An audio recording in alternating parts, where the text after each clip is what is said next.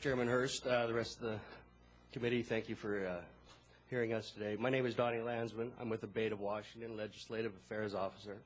I represent 1,500 Abate members, and in coalition with the U.S. Defender and the Confederacy of Clubs, I represent another 3,000 motorcycle members in Washington State. The problem with profiling is those that are getting profiled know we're getting profiled. The problem is those that are profiling don't know that they're profiling us. I spoke to a reporter recently, this journalist, sat down with him, and when I walked into the room, I said, what do you know about the motorcycle community? And he knew absolutely nothing. What should have been probably a 30-minute interview with the reporter ended up being about a 3-hour meeting with the reporter, because before we could go into what this bill was about, and that's what I was being interviewed for, I had to explain to him what the motorcycle community is. We've got Christian motorcycle groups, we've got female motorcycle groups, we've got Native American motorcycle groups, clubs and associations, we've got organizations that are motorcycle rights organizations like Abate of Washington is. We also have brokers, we have ministers, we have legislators that are members of Abate of Washington. And Abate of Washington is about fighting for the rights of individuals. Now, we all have these rights. It's inherent in the Constitution. It's inherent in the Washington State Constitution. It's inherent in being an American. We are citizenry. We pay our taxes. We go to work. We support the community. Some of this support is seen outwardly. In December, we have a toy run. This toy run started out about 30 years ago with just a handful of motorcyclists. This year there was over 16,000 motorcyclists there, and then at that single day, that motorcycle community got together and raised over $160,000 in toys and clothing and in money for the Salvation Army, for the Toys for Tots, for charities. Now this goes on throughout our community all the time, and part of the problem is that the community doesn't see this. We're not recognized in the media. I walked into the halls today, and walking in, we came in to make sure what room we were going to have the hearing in. And walking out, I heard somebody said, oh, there's a motorcycle gang here. I wonder what they're here for. And we had just been profiled right in the hallway. There's not a lot of association in this, except we have a love of one thing. We have a love of riding our motorcycles.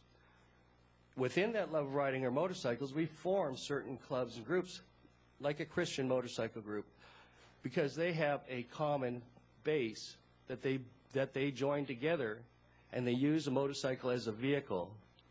It's their passion. One of the things about a lifestyle is a lifestyle chooses you. I didn't choose to be a motorcyclist. I got on my motorcycle, and it chose me. When I get on that motorcycle, I'm one with the road. But when I have to look in my rearview mirror, when I have to be escorted out of my town, it seems like on a daily basis, because I happen to be a voice in the motorcycle community. When I'm lit up on the side of the road, pull over to the side of the road, and an officer gets behind me, sits there for long enough to run my license number, and then takes off. He's just profiled me. I left a friend's home. I drove 14 miles home, and in those 14 miles, I was followed by 8 different law enforcement vehicles. And it was just tag team. One would pull off, another would pull on, one would pull off.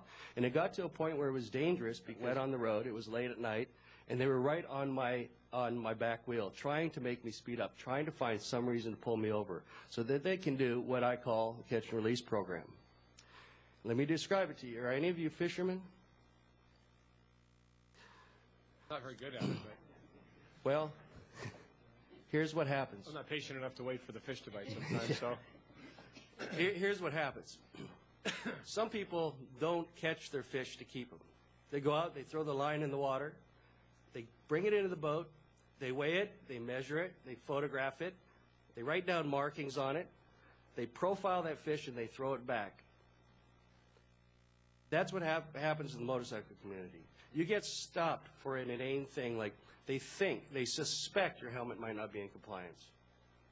They handcuff you on the side of the road, make you lay on the side of the road, go through your motorcycle, go through your bags, go through your personal belongings, photograph you, take pictures of your tattoos, your patches. It's all in Biker 101, and it's still happening out there. And once they're done after 30 minutes, there's no ticket written.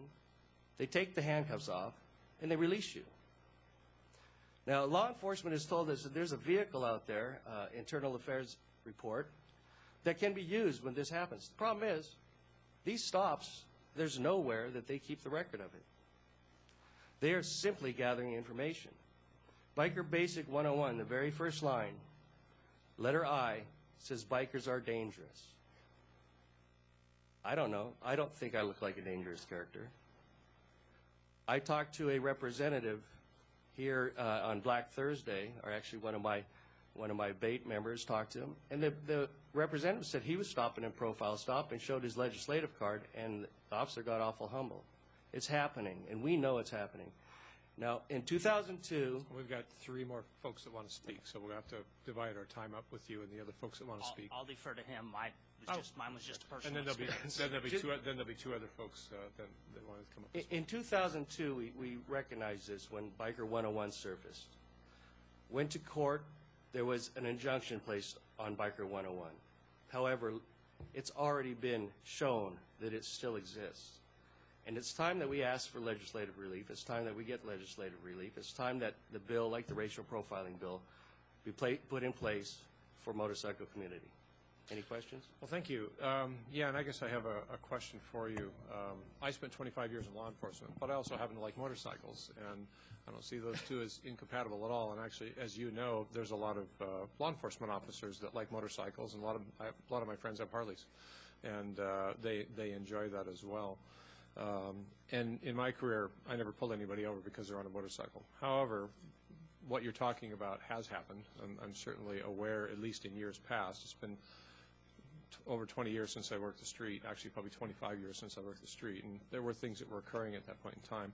But I guess my question focuses on the first gentleman's point, which is any group of people, doesn't matter what it is, whether it's motorcycle riders or police or botanists or whoever they happen to be, there's always some people on the fringe ends of that, you know, that will commit crimes or do different things. I think any club or society or any organization is always going to have a small number of people that can reflect poorly on the rest. And my question for you is, I'm of the fundamental belief that most folks that own motorcycles enjoy a lifestyle. They enjoy a look, which is an expression of their freedom, which I deeply appreciate. I love individuality. I think that's part of what makes America great.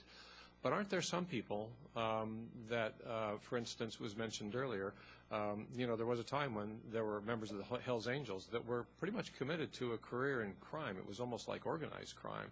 I don't know whether that's true today, but, I mean, I look at the motorcycle group and say, I don't see a problem with 99% of the people. But are you in agreement that there are some folks that are on the fringe that are a problem, that are kind of creating this problem for everyone else because of their avowed dedication to criminal principles, whatever they happen to be, or am I wrong in that regard? Well, I don't have any direct knowledge about whether you're wrong about other organizations. I mean, I know basically what you know, what you see on television, what you hear in the newspapers about organizations like that.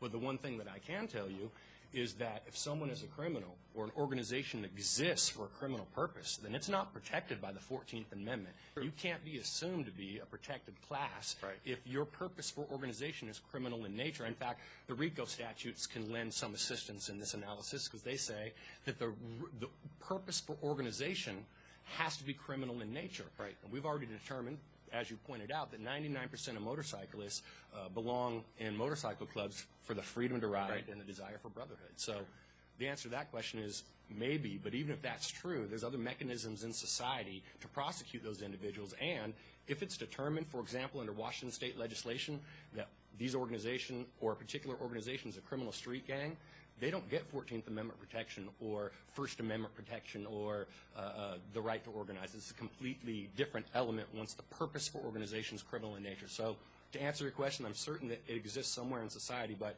there's mechanisms to deal with it, and it shouldn't exclude 99% of the community for gaining access to a legitimate rights base.